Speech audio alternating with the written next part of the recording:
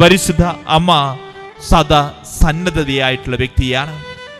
ദൈവഹിതത്തിന്റെ മുമ്പിൽ പരിശുദ്ധ അമ്മ പറഞ്ഞു, ഫിയാത്ത്, ഇതാ കർത്താവിന്റെ ദാസി, നിന്റെ വചനം പോലെ എന്നിൽ നിറവേറട്ടെ.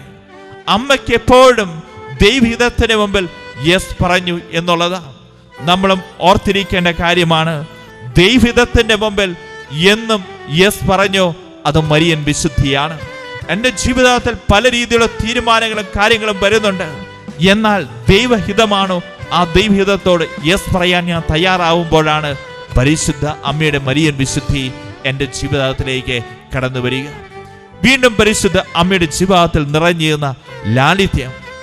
ഈ അമ്മയുടെ ലാളിത്യത്തിന്റെ പ്രത്യേകത എന്താ? ആരോടും പരിഭവമില്ല, ആരോടും പരാതികളില്ലാത്ത ഒരു ജീവിതം. അത് ജീവിത ലാളിത്യമുള്ള വ്യക്തികൾക്ക് മാത്രമാണ് സാധിക്കുകയുള്ളൂ.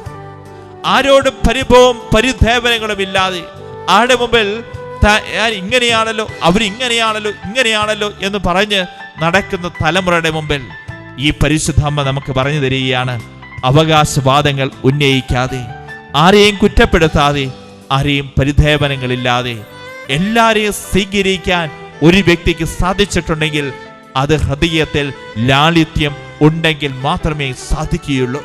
ഇത് പരിശുദ്ധ അമ്മയുടെ ജീവിതത്തിന്റെ സുഹൃതമായിരുന്നു. മരിയൻ വിശുദ്ധി ധ്യാനിക്കുമ്പോൾ നമുക്കും ഇതുണ്ടാകട്ടെ.